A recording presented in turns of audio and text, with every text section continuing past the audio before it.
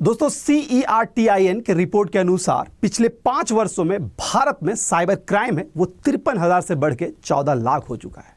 ये CERTIN है क्या? तो India computer emergency response team है जो भारत सरकार के इंफॉर्मेशन एंड टेक्नोलॉजी डिपार्टमेंट के तहत आता है। इसने एक रिपोर्ट में बताया कि सर हमारे देश में पहले 5 वर्षों में 53,000 से 14 लाख के आसपास ये क्राइम बढ़ चुका है। संख्या बहुत बड़ी है। जब संख्या बहुत बड़ी है तो समस्या भी बहुत बड़ी है।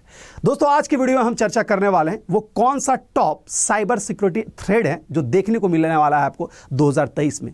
लेकिन साइबर सिक्योरिटी थ्रेड को समझने से पहले हमें यह समझना होगा कि सर साइबर क्राइम क्या होता है, यानी कि सबसे पहले साइबर क्राइम क्या है उसे समझेंगे। उसके बाद ये देखेंगे कि वो कौन सा top most cyber security thread है जो मुझे 2023 में सबसे ज्यादा देखने को मिलेगा। ऐसे तो बहुत है लेकिन कुछ टॉप मोस्ट है जो आज आपको हम दिखाने वाले हैं। दोस्तों नमस्कार, मेरा नाम है विवेक पांडे, स्वागत है अड्डा 24/7 यूट्यूब चैनल पे। आज की वीडियो जो है वो खास है किसके लिए? क्योंकि साइबर सिक्योरिटी थ्रेड पे। सबसे पहले मैं बता दूं कि साइबर क्राइम है क्या। तो अगर हम ऐसा कहते हैं वैसा कोई भी क्राइम जिसमें मोबाइल, लैपटॉप, इंटरनेट, नेटवर्किंग का उपयोग करके कोई भी अगर क्राइम आप कर रहे हैं तो उसे आप साइबर क्राइम की संज्ञा देते हैं। ठीक है साहब, समझ में तो आ गया, ये साइबर क्राइम है। लेकिन कौन कौन से क्राइम होते हैं? तो दोस्तों ये वो टॉप मोस्ट साइबर क्राइम है जो आपको देखने को मिलता है इन वर्षों में, जो अभी सबसे ज्यादा आपको नुकसान पहुंचा रहे हैं। वो है कौन? इनसाइडर थ्रेड, वो आपका है मालवेयर अटैक, वो आपका है फिशिंग अटैक, वो आपका है वीक पासवर्ड और वो आपका है रैंसमवेयर। ये वो 5 मुख्य सिक्योरिटी थ्रेड हैं जो आपको सबसे ज्यादा परेशान करने वाले हैं अपकमिंग वर्षों में। इनके बारे में चर्चा करेंगे, ये क्या है, इस कैसे काम करता है और इससे बचा भी कैसे जा सकता है। इन सारी चीज़ों पे आज के वीडियो में चर्चा करने वाले हैं। दोस्तों सबसे पहले बात करते हैं इनसाइडर अटैक के, इनसाइडर थ्रेड्स के बारे में। इनसाइडर थ्रेड्स है क्या? तो इसके बारे में बात में ये कह दूं, सिंपल सा नाम से ही क्लियर है, एक ऐसा क्राइम या ऐसा थ्रेड जो आपके इनसाइडर ही हैं। यानी कहने का मतलब है कि आप इसको आसान भाषा में समझ सकते हैं कि घर का बेदी लंका ढाए। यानी कि अगर आपके घर का ही कोई मेंबर आपके डेटा को लीक कर रहा है तो ये वाला क्राइम है, ये आपका इनसाइडर थ्रेड्स की कैटेगरी में आता है। ये क्राइम जो है सबसे ज़्यादा हो रहा है कहाँ पे? तो ऑर्गेनाइजेशन, कंपनीज वगैरह में ज़्यादा देखने को मिल रहा है, क्योंकि वहाँ के ही एम्प्लॉय जिनके पास हर डेटाबेस का, हर अकाउंट्स का एक्सेस होता है, वो किसी लालच में आके या कभी कभी लापरवाही में भी आके उस डेटा को लीक कर देते हैं या लॉस कर देते हैं। तो इस तरह का क्राइम जिसमें कोई आपके इनसाइडर एम्प्लॉय ही आपके डेटा को लीक कर रहे हैं, लूज कर रहे हैं या किसी को सेल कर रहे हैं, तो ये वाला क्राइम है वो आपका इनसाइडर थ्रेड की कैटेगरी में आता है। और ये जो है ये सबसे बड़ा अगर प्रॉब्लम बन रहा है किसके लिए? तो किसी भी ऑर्गेनाइजेशन या संस्था के लिए ये बहुत बड़ा क्राइम, एक प्रॉब्लम क्रिएट हो रहा है। तो दोस्तों सिंपल सा बात है कि आप इससे अगर बचना चाह रहे हैं तो जितना हो सके आप अपने जो भी डेटाबेस है या जो भी अकाउंट्स है उसको कम शेयर करें, ज़्यादा लोगों तक डिस्ट्रीब्यूट ना करें। और ऐसा अगर सिस्टम बना सके कि कोई भी अगर डेटाबेस का एक्सेस करना है तो किसी एक इंसान से वो संभव ना हो, यानी कि उसके मल्टीपल एक्सेस हो, तब वो कहीं ना कहीं आपका ज़्यादा सिक्योर हो जाएगा। यानी आसान भाषा में ये कहें कि अगर आपका जो पासवर्ड है वो सेंट्रलाइज मैनर में ना होकर अगर डिस्ट्रीब्यूटेड मैनर में रहे तो आप इस चीज़ से बच सकते हैं। और जितना हो सके पासवर्ड को हमेशा रीचेंज करते रहें, यानी कि एक पासवर्ड बहुत लंबे समय तक ना रहे, ये भी आपके लिए बहुत एक तरीका हो सकता है इनसे बचने के लिए। तो ये तो हो गया इनसाइडर थ्रेड जिसमें आपका कोई इनसाइडर ही है वो आपके डेटा को लीक करता है, यानी कि डेटा या किसी अकाउंट इंफॉर्मेशन को या फाइल्स को किसी और से शेयर करता है। वो लालच की वजह से भी करता है या फिर लापरवाही की वजह से भी ये कर सकता है। चलिए दोस्तों ये तो हो गया इनसाइडर थ्रेड। दूसरा अगर मैं बात करता हूं मालवेयर अटैक। मालवेयर अटैक वो है जिसके बारे में हर आम जनता जो है वो परेशान है। इसका हर दिन हम इसको फेस करते हैं, हर दिन इसके बारे में हम चर्चा करते हैं, हर दिन इसको हम यूज़ भी करते हैं और इससे परेशान भी होते हैं। मालवेयर अटैक है क्या? दोस्तों अगर मालवेयर अटैक के बारे में बात करें तो मालवेयर अटैक का मतलब होता है दुनिया का कोई भी ऐसा प्रोग्राम या सॉफ्टवेयर जिससे आपके कंप्यूटर सिस्टम को नुकसान पहुंचाया जा सकता है, उसे हम लोग कहते हैं मालवेयर। इसी कैटेगरी में आपका आता है वायरस, इसी कैटेगरी में आपका आता है वॉर्म, इसी कैटेगरी में आपका ट्रोजन हॉर्स, इसी कैटेगरी में आपका आता है स्पाईवेयर। तो ये सब जो आप लोग नाम सुन रहे हैं, वायरस, वॉर्म, ट्रोजन हॉर्स या स्पाईवेयर, ये सब आपका मालवेयर की कैटेगरी में आता है। टेक्निकली जो भी अगर मालवेयर है तो कोई भी तरह का अगर मालवेयर हम लोग इस्तेमाल कर रहे हैं या किसी भी तरह का आपके साथ अगर नुकसान आपको पहुंचाए जाने की कोशिश कर रही तो दो ही मकसद होता है, या तो आपके सिस्टम का डेटा चोरी कर देना या तो फिर आपके सिस्टम को करप्ट कर देना, यानी कि उसके फंक्शन को ब्लॉक कर देना। तो इन्हीं में से अगर मैं एग्जांपल लूं वायरस क्या करता है, तो दोस्तों वायरस के बारे में कहा यह जाता है कि ये attach itself to a program, यानी कि ये खुद को किसी प्रोग्राम के साथ अटैच होकर आएगा। आप पेन ड्राइव लगा उसके साथ आ जाएगा, आप कोई फाइल डाउनलोड करो उसके साथ आ जाएगा, तो वो उसके साथ आके आपके सिस्टम में आपके किसी फाइल को किसी प्रोग्राम को करप्ट कर देता है। तो ये काम करता है वायरस।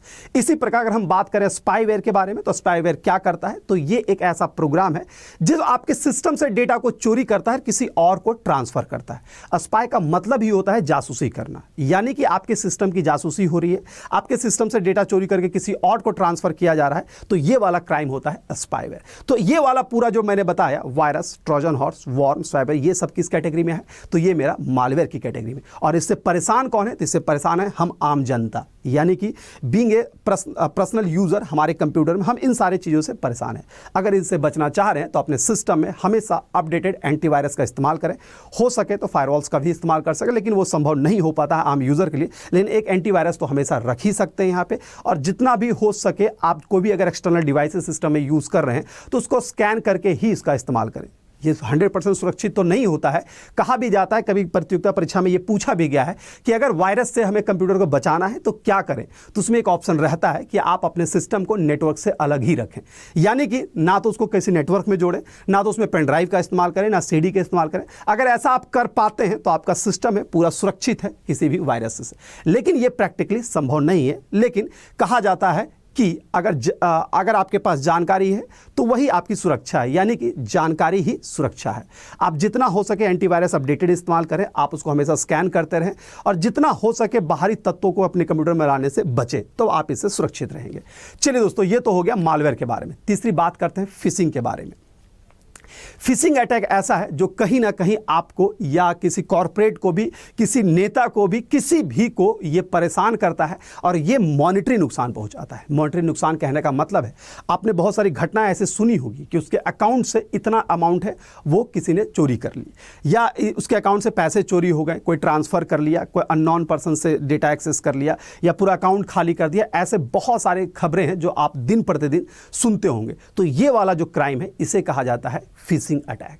दोस्तों फिशिंग अटैक होता है क्या, इस पे एक वेब सीरीज भी आई थी, आपने सुना होगा, जामताड़ा नाम की एक वेब सीरीज आई थी जिसमें कितने तरह से फिशिंग की जा सकती है वो सब वहां पे चर्चा किया था।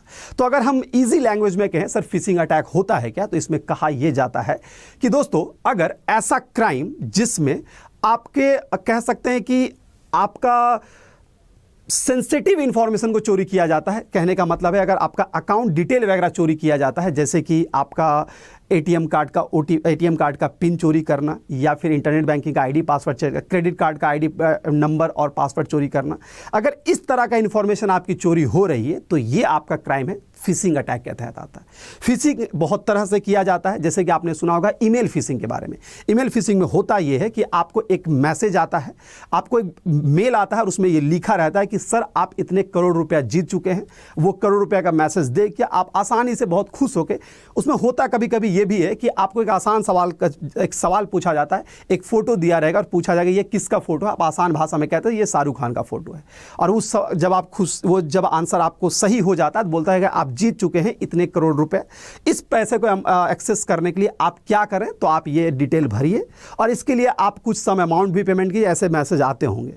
यानी कि आपको फिशिंग किया जाता है by the using of email भी। तो आप जैसे ही अपना डिटेल वगैरह वहाँ फिल करते हो, अपना अकाउंट डिटेल वगैरह जाता है, आपका जितना मिलना नहीं होता उससे ज़्यादा आपका चला जाता है। तो इस तरह का क्राइम है आपका फिशिंग अटैक। यानी फिशिंग अटैक में होता है क्या, जिसमें आपका सेंसिटिव इंफॉर्मेशन को एक्सेस किया जाता है, जैसे कि बैंक अकाउंट, बैंक डिटेल वगैरह, तो उसे हम लोग कहते हैं फिशिंग अटैक। ये बहुत तरीके से किया जा सकता है, जैसे ईमेल के द्वारा, ये एक कॉल के द्वारा भी किया जाता है। यानी आपको कॉल्स भी आता है कि सर हम बैंक से बोल रहे हैं, आप ये डिटेल मुझे दीजिए, आप आपका अकाउंट वेरीफाई कर रहे हैं, ऐसे आपको कॉल आते होंगे। तो जो कॉल आता है उसे कहा जाता है फिशिंग। विशिंग कहा जाता है, ठीक है। इसी प्रकार आपको बहुत सारे मैसेजेस भी आते होंगे तो वो कहा जाता है स्मैशिंग। और ऐसे करके आपका तरह तरह तरीके से आपको फिशिंग किया जाता है, और इसका सिंपल सा मकसद है आपको आर्थिक नुकसान पहुंचाना, आपके अकाउंट को खाली करना। तो इससे बचने का तरीका ये है कि जितने भी अननोन मैसेजेस आपको आते हैं या जितने भी अननोन मेल आते हैं, आप उसको रिस्पॉन्स ही ना करें, उसको इंटरटेन ही ना करें, क्योंकि ये आपको मानना होगा कि फ्री का आपको कोई भी 1 रुपया भी देने वाला नहीं है। तो अगर आप यहां पे चीज़ों को समझ जाएं कि ये हमको फंसाया जा रहा है, फिशिंग का मतलब ही होता है फंसाना, एक कांटा फेंक रहे हैं, आप लालच में फंस जाना, तो इसे ही कहते हैं फिशिंग। तो जितना हो सके अपने आप को लालच से दूर रखें। आप ये इंटेंशन ना रखें कि कोई चीज़ हमें फ्री में मिल जाएगा, लॉटरी में मिल जाएगा। अगर ऐसा आप सोच रहे हैं तो कहीं ना कहीं आप इसके रूप में आप फंस जाते हैं, ठीक है। तो मैं यही कहूंगा कि जितना हो सके ऐसे बल्क ईमेल का रिस्पांस ना करें, मैसेजेस का जवाब ना दें, और जो ऐसे अननोन कॉल्स आते हैं उसको आप एंटरटेन ना करें, आप इससे बच जाएंगे। चलिए, ये तो हो गया फिशिंग अटैक के बारे में। अगला बात करते हैं सर वीक पासवर्ड के बारे में। ये भी एक बहुत बड़ा है। आज के समय में बहुत सारे सॉफ्टवेयर बन चुके हैं जो आसानी से आपके पासवर्ड को इनक्रिप्ट किया जा सकता है। तो ये भी एक समस्या बन रहा है अभी के समय में। आप देखने पाए कि बहुत सारे इजीली पासवर्ड को क्रैक कर रहा है। ये ऐसा इसलिए हो पाता है क्योंकि हम पासवर्ड बड़ा सरल रखते हैं। सरल कहने का मतलब ये है कि आमतौर पे क्योंकि इतने सारे अकाउंट्स हमारे पास हैं, हर जगह कहा जाए तो दिन भर में हर इंसान के पास 10 अकाउंट है जो एक्सेस करता है, और पासवर्ड बड़ा सरल रखता है। कैसे रखता है? 1 2 3 4 5 6 7 8 9 ABCDF या नाम, डेट ऑफ बर्थ, ऐसे ही। तो दोस्तों ये वीक पासवर्ड है। आजकल इसके सॉफ्टवेयर बनने लगे हैं जो आसानी से इन पासवर्ड को डिकोड किया जा सकता है।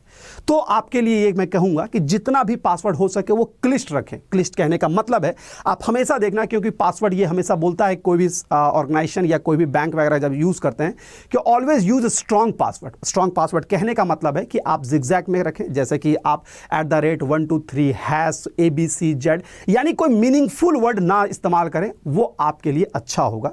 तो वीक पासवर्ड भी अभी के समय एक बहुत बड़ा आपके लिए चैलेंज बना हुआ है। तो जितना हो सके स्ट्रॉन्ग पासवर्ड रखें, और पासवर्ड को यह भी करें कि हर 2 महीने 3 महीने में आप पासवर्ड को चेंज करते रहें, ठीक है। ये आपके लिए, इसके लिए बचने का एक उपाय है। क्योंकि आप नोटिस करना कि अगर किसी बैंक अकाउंट का पासवर्ड आप अगर 1 साल तक एक ही पासवर्ड रखते हो, वो खुद रिमाइंडर देता है कि साहब इतने दिन से आप कहाँ हैं, जल्दी से पासवर्ड चेंज कीजिए, नहीं तो कोई अगला आदमी लगा हुआ है इसको डिकोड करने में। तो दोस्तों आप ये भी एक मुद्दा है आपका वीक पासवर्ड। तो जितना हो सके स्ट्रॉन्ग पासवर्ड का इस्तेमाल करें। स्ट्रॉन्ग पासवर्ड में कोई मीनिंगफुल वर्ड का यूज ना करें, जैसे आपका नाम, date of birth, serial number, ABCD, ऐसा ना होना चाहिए। कुछ जिगजैग फॉर्म में होना चाहिए। मीनिंगलेस अगर कंटेंट है तो वो ज़्यादा आपके लिए खास होने वाला है। तो ये हो गया वीक पासवर्ड। ये भी आपके लिए सबसे बड़ा मुद्दा बना हुआ है इन वर्षों में। अगला अगर हम बात करते हैं दोस्तों, ये है रैंसमवेयर अटैक। रैंसमवेयर अटैक वो अटैक है जिसके बारे में कहा जा रहा है ये कि भाई इसने बैंक को भी परेशान किया। बैंक को कैसे परेशान किया वो मैं समझाता हूं दोस्तों। अगर हम बात करें रैंसमवेयर अटैक का, तो सबसे पहले इसका मतलब समझते हैं। रैंसम का मतलब होता है फिरौती। कहने का मतलब यह है कि एक ऐसा अटैक जिससे आपसे फिरौती मांगी जा रही है। फिरौती कहने का मतलब क्या है, इसको समझिए।